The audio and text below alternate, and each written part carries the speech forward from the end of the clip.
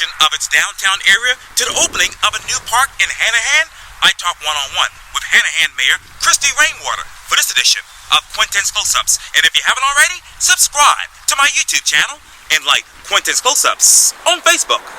Hanahan Mayor Christie Rainwater, welcome back to Quintin's Close-Ups. Well, thank you so much for having me. It's always a good time. I feel like it's been a while, Yeah. so we have lots to catch up on.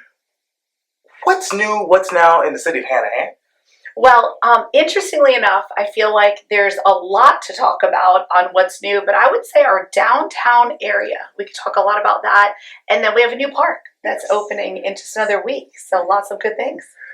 Talk to me about downtown Hanahan right now. What's the latest there? It's amazing to watch it come to life.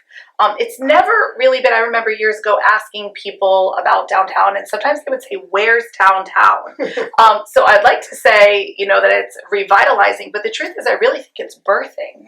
And so that's given our leadership an opportunity to be very purposeful in that, in welcoming the businesses that want to come, but also recruiting the businesses that the residents have asked for. So there's a couple different developers we're working with that are bringing in new businesses. We've had 2 new restaurants open in the past few months, and we have 2 more about to open in the Yamitz Hall Plaza, which has been completely revitalized. Like, what a fun space. That developer is working on purchasing 2 other properties in our downtown area, and those have really, really good plans. We have another developer that's bringing in really our old gas station is turning into a restaurant. And then one other developer just bought really a sentimental piece of land in Hanahan, the Blackwell's Hardware corner, really the whole entire block, and their plans are absolutely fabulous as well. Wow. So just watching all the different new businesses come in, continuing to support the businesses that are there. We're thrilled with the ones that are staying. And really what is coming in, there are 61 businesses currently located in our downtown. And so providing the things like dry cleaning, restaurants, grocery stores to the people that are here, allow them to live, work, and play with a good quality of life. So we're excited. So you talk about obviously recruiting. So how many businesses have been recruited to the downtown area by the city? That's a great question. I'd probably say about half a dozen where we've had a relationship with either the business or the actual developer that we've worked with and they've recruited in the business. I'll give a great example. We are the City of Hanahan is a part of the Metro Chamber of Commerce, formed some great relationships there, and one of them was with a sweet lady named Kira Morris, and she took interest in Hanahan, has purchased some property, going to be developing that. I didn't even mention her in the above, but one of the first things she did with the property was opened a coffee shop, the Bean Counter. And we literally did not have any coffee shop in our downtown area prior to that. So we knew that was a request of the people during our master plan of the downtown area. There were some specific desires. That was one of them. And so to be able to work with Kira, she turned that right into a coffee shop. She's working on the rest of the land, but opened that right away. So it was more of an instant need filled, working hand in hand with someone. So when you think about the other parts of downtown Hanahan, what other parts need to be infilled right now? There really is I would say, very little area for infill, more opportunity for redevelopment. And we're really seeing that. There are some larger investors, but really more just mom and pop that go, you know what, that house could use some love. Let's buy it, let's revitalize it. Or I think a great example is also one of our hair salons. What an older house turned it into a business, and now we have that in our downtown area. So really the combination of a little bit of infill, but lots of redevelopment in the parcels that need some love. Now, with this particular, with the new plan that's going on right now as far as revitalizing downtown, does that actually match the master plan? It does really well, and I will tell you, when we had originally done our master plan of the downtown area, it was, should we invest in this, should we not? But one of the coolest things is one of the developers that has purchased a large portion downtown found our master plan when they were researching Hanahan, and they were like, I want to do that there. And so it truly has served as a guiding document spoken by the people, brought to life in print form, and then been able to cast vision to those that want to invest. So really used just as it was intended. Now, how many people do want to invest more into downtown? There's really a good portion that I know of, but I do sometimes wonder more, I feel like it's conversations that I've had over and over and that our team has worked on over and over. And some of them bloom into something, other times it falls onto deaf ears, but other times it's a seed planted that may come along further. I just met with a really cool business this morning over some coffee, and we had conversations on what would it look like for you to come to Hanahan. And by the end of the meeting, they were excited.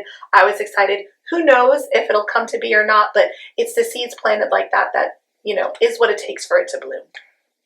How do you sell Hanahan? Oh, they make it easy here, Quintin. We just live in the sweetest area ever. It's so centrally located in the Charleston region. I always like to say, kind of show everyone, if this is the Charleston region and you've got Charleston down here, Mount Pleasant, West Ashley, and Somerville here, right in the heart of the Low Country, you are going to find Hanahan. And it's not just the heart of the Low Country because of its location so central, but it really is because of the people that are here. Really a piece of a Hallmark movie, right, in the Charleston region. And people say that to me regularly. They feel like they're in a Hallmark movie. I'm like, me too. So it's really easy to share that spirit of America, of small town feel in a beautiful metropolis of Charleston. It just is easy to share the passion and the love, and it's easy for people to fall in love with the city. So what is the current population for the city of Hanahan? Well, we are approaching 30,000 in the upper 20,000s and continuing to grow, but there's not a ton of area left. Yeah. It will not be too long till we cap off just due to being landlocked and waterlocked. Sure. But, cautiously moving forward with the development that we have. So that 20,000, is that an increase from what year?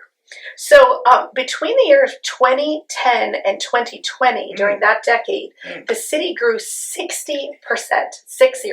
So that brought us from about 13,000, well over 20,000. Our census numbers are a little rocky, which I think everyone's were because it was done in 2020 during COVID. But if you look at other data that also supports that, we're probably up between 25 and 30,000 at this point. Wow. That brings me to my next question. What does that equate to as far as an average annual growth rate of what percent? I don't know exactly what our annual percentage rate is. I'd have to look that up. But one thing that I did just double check recently for a presentation I did is we are now ranked 20th out of the 271 cities in the state.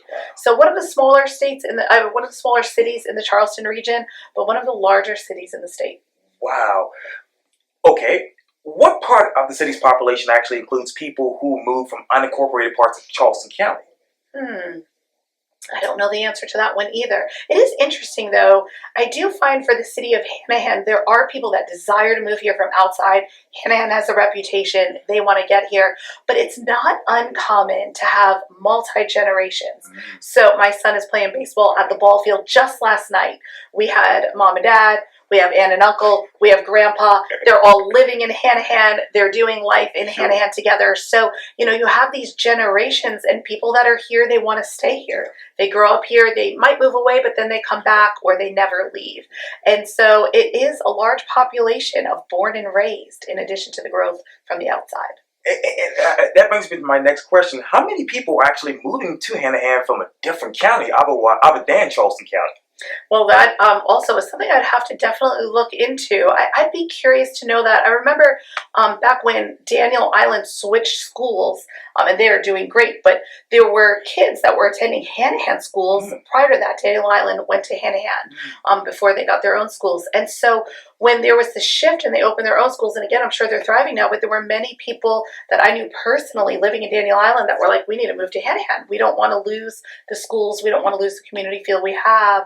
So obviously they're actually Berkeley County, but city of Charleston, a little complex on Daniel Island there. So I'm not sure exactly what those percentages are now, but not uncommon. And you talk obviously about people who want to stay here, people who've been born and raised here and not want to leave actually. What exactly is that top demographic that sustains Hanahan right now? I would say we really have a little bit of everything. It is interesting to watch the different median price ranges. You can get something in Hanahan. I just saw something on the market under $200,000, which is a miracle. Yes. Yet you'll find something in the millions as well.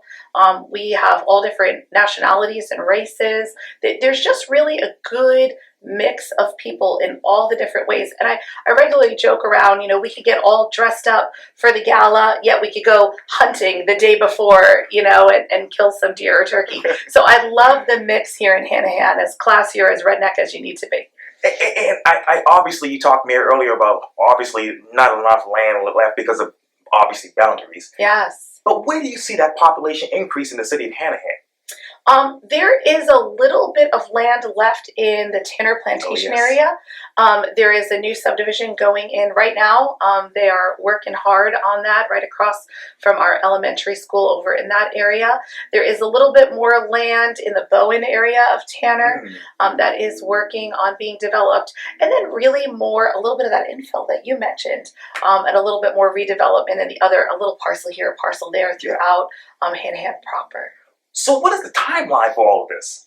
I feel like it's actually happening rather quickly. And it is interesting because I was just talking to another developer that's finishing a subdivision in Hanahan, and they were asking, where can we get more land? This was such a great process. Loved working with the city, and they wanted to do it again. But they're far and few between these days to come by. So let me ask you this. How do you actually support a diverse population, do land use strategies, and implementation measures which accommodate a range of housing, transportation, and of course accommodating employment opportunities? Wow, Quintin, that was quite a question. And I would say, coming back to that master plan that we talked about, but not just looking at that for the downtown area, simultaneously to our master plan for the downtown, we did our comprehensive plan. 2040 was the name of it. And it was just really looking at the next 20 years, what do we want the city to look like?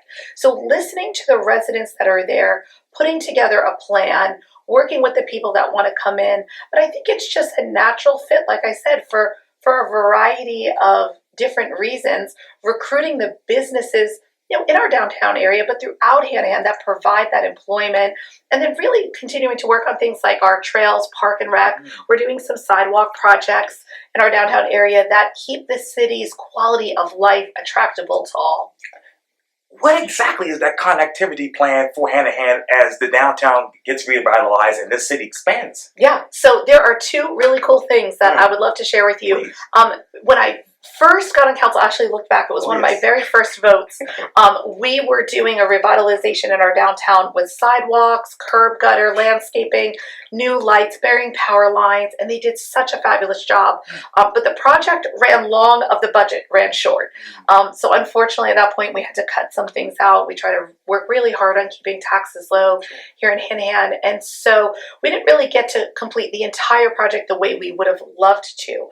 Well, recently we got a grant and things are underway to finish those curb and gutter areas. The sidewalk's all there, the power lines are buried, but it really does need the curb and gutter through the entire downtown to finish that look. So that is underway to continue that connectivity.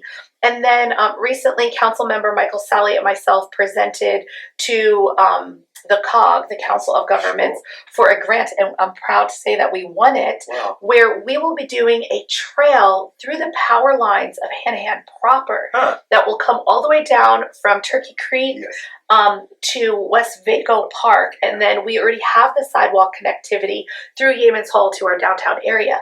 So that takes massive amounts of our city and connects them together. Well, that brings me to my next question. How do you actually leverage allocated resources to retrofit and actually examine Yeamans Hall Road here? Well, and that's where I think looking at what we have available in our current budget and then planning for what we need in a future budget, but we really do our best to say, taxes are collected city, county, state, federal. Let's not just look at what we're doing in our municipality, but how can we partner with our county, how can we partner with our state, and how can we partner with our federal executives, or legislators, I should say. The relationships that we have there are stellar, and I am so grateful for Johnny Cribb, Jared Brooks, Dan Owens on the county level. I'm so grateful for Mark Smith, Brian Adams. I'm so grateful for Senator Scott, Lindsey Graham, Nancy Mace, because I could call any one of them right now, share a project, and they will work hard to bring that money that's out there federally, going some city somewhere, and say, no, let's bring it back to Hanahan. And so there are many times that we've won that. I think that trail that I was just talking about Right. is a part of it. The new boat landing. Oh, yes. I could give you example after example where the partnerships and relationships with these other branches of government bring it back. And actually, I'll share one more thing if you allow me. We have this new park opening that I'm super excited about on April 4th. It's called Creekside at Stewart Street, and it's going to be right on the water, kayak launch, boardwalk with rocking chairs, walking trails, fishing pier, pavilion, playground. I'm so excited about it. But T-Mobile, so not even through tax dollars, just through generous donors in the community, businesses that are looking to give back. We just won a $50,000 grant for them for a farmer's market. Right. We're going to start that farmer's market at Creekside, but we're going to be using that money in our downtown area to establish a permanent home for that farmer's market. So we're very grateful for generous donors like that give back to the community, and we're super excited about our farmer's market. Oh, absolutely. Let me just go right there. Yeah. So do you want to have a simultaneous farmers market downtown and other parts of the city? Good question. We are going to start that farmer's market because Hanahan is ready and we are ready, and so we're going to use Creekside. But as soon as that land is made prepped through that generous donation, we will move it. So we will just have it in one location every other week, and who knows, that may transition down the line, but we don't want to wait. We don't want to wait. We're so excited. So we're going to go ahead and start that second Wednesday in April. I think it's the 9th at Creekside. And the Creekside Park opens on April 4th. We'll be having our ribbon cutting. So Good timing. super excited. Absolutely. So with this particular farmers market going over to Creekside, how many more vendors do you expect to go there? You know what? I am not sure if they have a cutoff, and I will tell you the coolest thing. We've done a few things like this before, and it's a lot of work for staff, and we do a lot of other events, but we have some community members that have stepped up and said, partner with me, but I'm going to run with it. And so I'm actually excited to report that I don't know the exact number of vendors, but that's because going back to kind of the culture of Hanahan, we have the coolest community where people go, hey, I'm willing to put in the work and effort to bring this awesome thing to the community. So we are going to be, I'm going to be anyway, just as surprised as you might be, Quintin. I'm excited though. Excited. And let me go back obviously to the community and roads and whatnot, because I wanted to know, speaking of right here, I mean, where would you actually improve the traffic flow in the city right now? Well, we are having a new light added at the corner of Yeamans Hall and Murray. That is a huge thing. The city had requested several years ago a study to be done, and SCDOT came back and said they didn't believe there needed to be a turn light added to the regular. There's already a traffic light there, but really a turn lane was needed. However, when we moved our middle school, which is being reconstructed, that's a whole nother project we could talk about, but we had to temporarily move that to a different part of the city. It did cause extra congestion. And so at that point, a new study was redone, and they came to the conclusion that we needed a turn light there to really just help with traffic flow. So sometimes you need an additional road, sometimes you need a widening road, but sometimes there are options like a light or even just the timing of a light that can really change the patterns that benefit the people. A part of the pattern, would traffic circles work? Yes, it would. And it's interesting because we're looking at implementing those in other parts of the city. Right now we have one traffic circle that was added several years ago, and I really do think it's kind of kept traffic moving. It's always much safer to have a traffic circle than a light. And so there's some areas in Tanner Plantation and in our downtown area that we have considered that, and they will continue to be evaluated. And what will be the timeline for those evaluations? Well, one of them is moving and grooving already, thanks to the 1 cent tax that the voters overwhelmingly said yes to for Berkeley County. They are looking at doing it at the exit of Lowe's and Tanner Hall. There's so much congestion there. It's so hard for people to get in and out. And so those conversations and studies are already being had in that spot. And you talk about conversations. How exactly do you actually widen Foster Creek since new neighborhoods are actually coming there? That is a good question. I don't think Foster Creek quite needs to be widened at this moment. There's really some points at height of traffic, and I think something like a traffic circle or worst case scenario a light, but I truly think best case scenario it would be a traffic circle. That would be enough to mitigate it. I don't think we're going to need a circle because it's really only at the height of peak times. Other than that, I live in that area, so I personally experienced that. We're moving and grooving. Yes, okay. Let me ask you this then. So, what physical resources does the city actually have right now to start a bridge over the reservoir project that actually can improve traffic on North Front and Yemen as a whole? I love that. So we have looked at, years ago, there was a plan where the Walmart is now on Rivers Avenue for there to be a car bridge, a vehicular bridge, and that got washed away. And so at this point, there would be no connection for that. However, it's been one of my visions for a long time to picture Greenville's bridge, but a pedestrian, biking, potentially golf cart bridge across the reservoir. We've had conversations with Charleston Water Systems, who owns the reservoir. We've applied for various grants. We've talked to Senator Graham's office about it. So there are conversations being had, but at this point, I wouldn't say, it really is so expensive. I wouldn't say that there are resources being allocated, but that's something that we hope for in the future. And do you see that for us? Well, how do you, if that happens in the future, how do you actually incorporate that into the city's budget? It's something where most likely there would be matches required. But however, sometimes matches can be achieved through other ways. It's not always required. It comes out of the city's budget.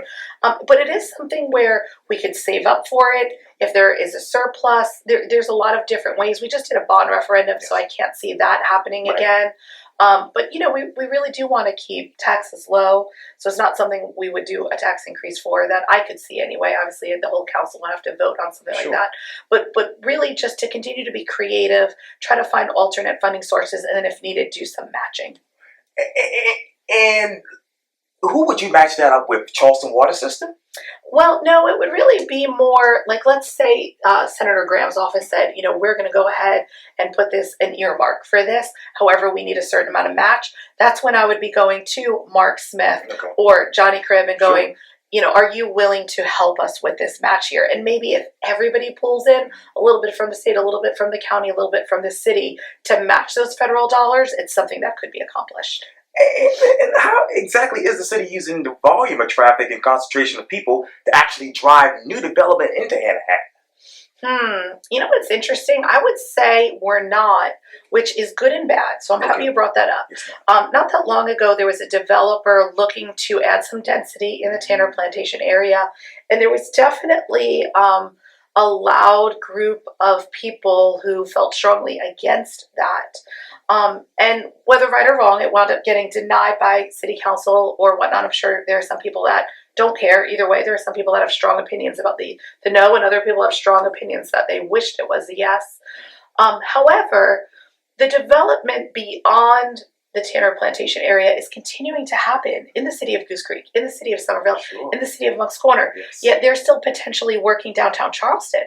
So that traffic is still coming down major roads in the city of Hanahan, like North Red. However, we're not getting the benefit from it because that would have been additional tax money that now would have relieved the current taxpayers, right? New taxpayers coming in.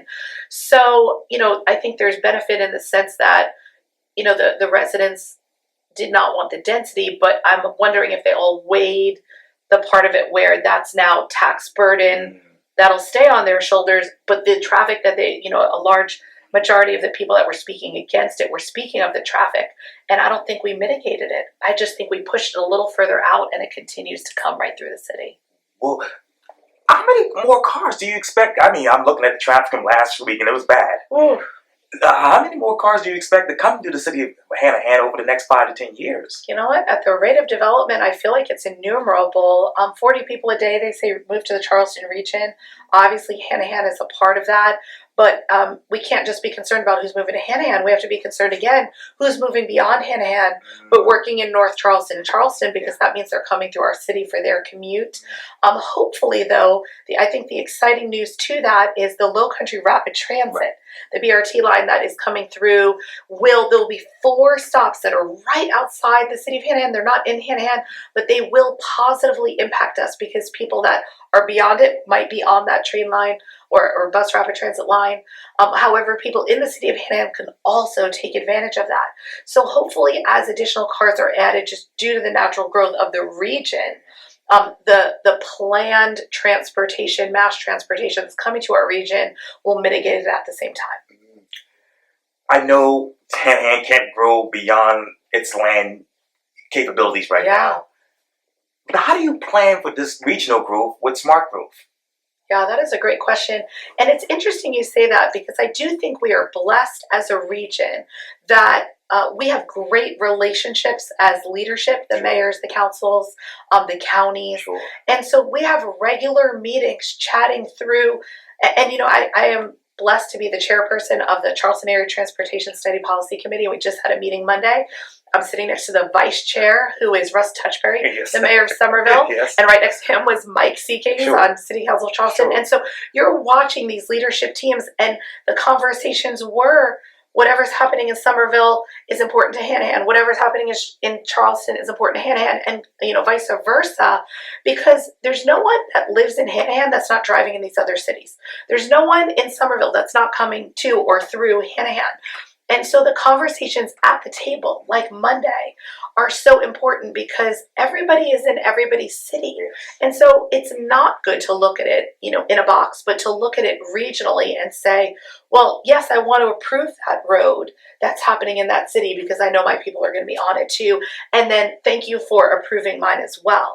And so I think those regular conversations, the relationships, the openness to the collaboration is happening, and continue importance of it as we move to the future. This is probably a very antiquated question because I know it's work. You all are working on it right now.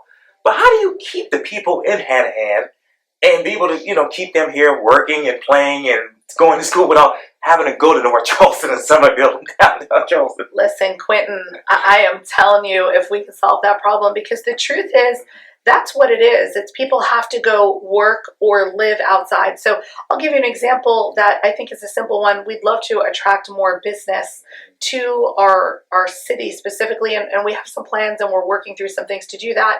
But I think another example is our downtown area coming to life, and the focus we've put on economic development. And the reason I say that is, you know, you work all day, you potentially do have to battle traffic to get home. The last thing you want to do is gather your family in the car and then battle traffic to go get dinner or to go get their sporting equipment or go shopping. And so by recruiting those specific businesses where we've done research as the city of Hanahan and received something called the leakage report that says, where are the people that live in Hanahan leaving to do their business? Let's go recruit those specific businesses to Hanahan because that keeps them off the road. So not only does that help with traffic, but it truly helps with quality of life, because when I get home for the day, I want to enjoy my kids. I don't want to spend more time on the roads and in the car. And so us actively working on those things, and again, working with these developers to provide the spaces, it's happening. Well, speaking of space, how much more density do you have in the city of Hanahan? Well, interestingly enough, several years ago, we changed our ordinance to go from 3 stories of a building to allow for 4 stories. So we're moving, again, we talked about smart growth, right? We didn't double it and say go 6, Right. but we said, yeah, let's add another layer, allow for some space, and especially, this is specifically to our downtown region.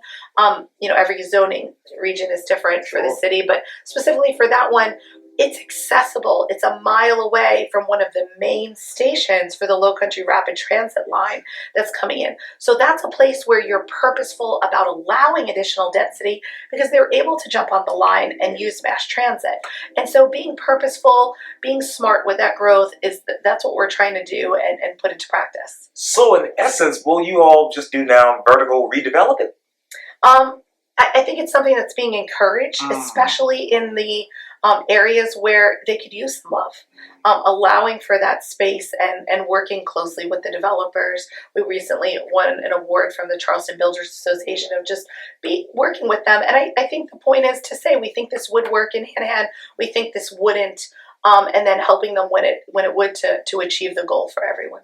To be continued. I love it. Oh, thank you, Quintin. I always love our conversations. Oh, you're welcome. Hanahan Mayor Christie Rainwater, thank you for your time here on Quintin's Close-Ups. Always. Thanks, Quintin. Thank you.